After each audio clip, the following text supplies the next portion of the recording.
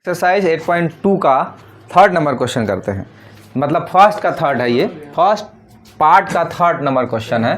तो देखो बच्चे, इधर हल्ला नहीं बच्चे, इधर cos 45 sec 30 cosec 30 इसमें ढूंढ के रख देना है और सॉल्व कर देना है। तो cos 45 का देखो, cos यहाँ है, 45 वहाँ है, तो 1/√2 इसका वैल्यू हो जाएगा। सेक 30 का, सेक यहाँ है और 30 यहाँ है, तो ये कितना हो जाएगा 2/√3, ऐसा ढूंढ के रख दिए।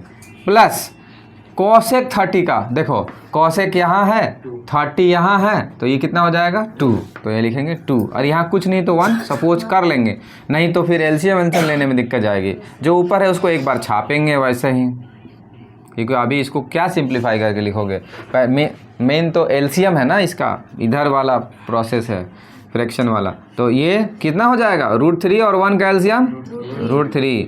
देखो ऐसे में कर दिया करो, क्रॉस मल्टीप्लाई 2 × 1 2, और इसका 2√3, समझ गया ना।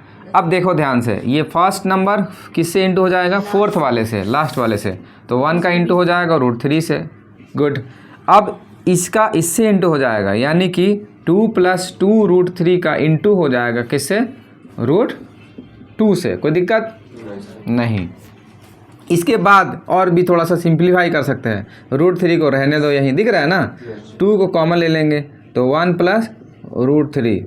नहीं समझे, देखो यहाँ 2 यहाँ भी है, 2 यहाँ भी, तो इनको निकाल लिए, तो यहाँ 1 बचा और यहाँ 2 निकल गया तो √3 बचा, और पहले से क्या है √2 है, पहले से √2 है।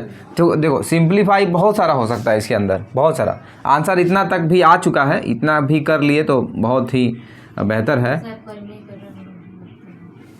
रेशनलाइजेशन यानी परमेयकरण, इसमें चाहे तो कर सकते हैं।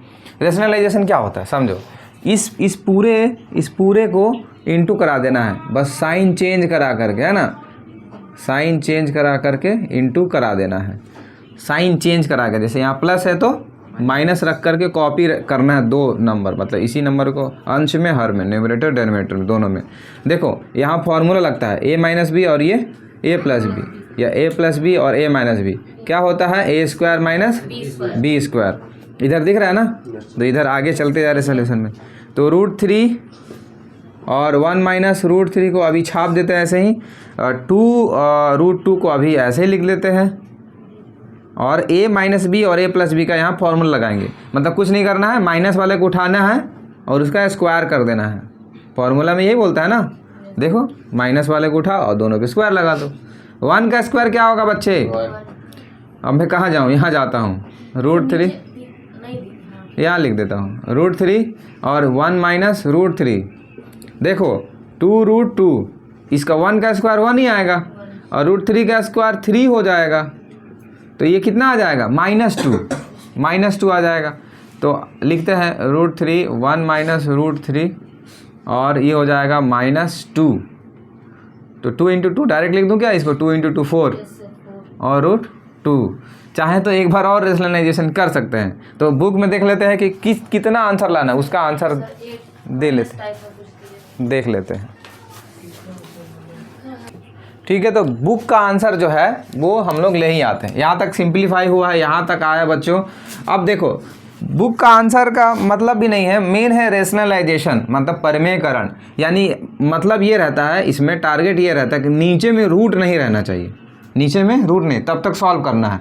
तो ये भी √2 फालतू है ना, इसको हटाना है, और हटाने का एक तरीका है कि इसी नंबर को 2 बार कॉपी राइट करके इंटू करा दो तो वो हट जाता है। कैसे, देखो पहले तो इसको अंदर इंटू करा लेते हैं, तो क्या आ जाएगा, मैं यहाँ लिख रहा हूँ। देखो यहाँ बच्चों, √3 का 1 से इंटू होगा तो कितना आ जाएगा √3, और √3 का √3 से इंटू होगा तो आएगा केवल 3।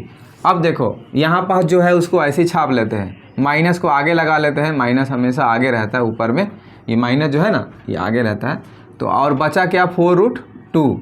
रेशनलाइजेशन सुनो, दूसरा प्रोसेस, ये क्वेश्चन जो है अब हमारे काम का नहीं है, मिटा देते हैं। अब देखो बच्चों, देखो ऐसे करके सोल्यूशन ऐसे ऐसे आ रहे हैं, ठीक है ना, गोल गोल घूम रहे हैं। तो -3 4√2 में परमेयकरण करेंगे किसका, √2 का, तो √2 को फिर से मल्टीप्लाई करा देंगे। अब ध्यान देना है बच्चों, यहाँ से इसका इंटू होगा तो कितना आ जाएगा, रूट में 6 लग जाएगा, और इसका इंटू आ जाएगा तो अंदर में 6 नहीं लिखना है, इसका 3 बाहर रहेगा और √2 अंदर रहेगा, मतलब ऐसे इंटू में रहेगा। तो क्योंकि ये रूट नहीं है इसमें इंटू नहीं हो सकता, बगल में ही रहेंगे। फिर से ध्यान दो, √2 कितना होता है 2, तो पहले ये दोनों मिल करके क्या बनेगा 2, और ये इंटू में 4 है, तो दोनों मिल करके इंटू कराएंगे तो क्या हो जाएगा 8। एक बार और सोल्यूशन, अंत में ये माइनस का इंटू करा लेते हैं, माइनस का जब इंटू कराएंगे तो -√6 हो जाएगा, और ये माइनस माइनस प्लस 3√2 हो जाएगा, ठीक है ना। अब हम इसको सजा के लिख लेते हैं, यानी प्लस वाले को आगे कर लेते हैं, जैसे कि 3√2 आगे और माइनस √6 बाद में और डिवाइडेड बाय 8, और यही हमारा आंसर होगा। तो बुक का आंसर तक, या फिर बुक का आंसर भी नहीं बोल सकते, मतलब अंत तक जब रूट रहे नीचे में हर में तो उसको हटाना है, ठीक है ना। इस टाइप से इसमें ट्विस्ट था क्वेश्चन में, बढ़िया क्वेश्चन था।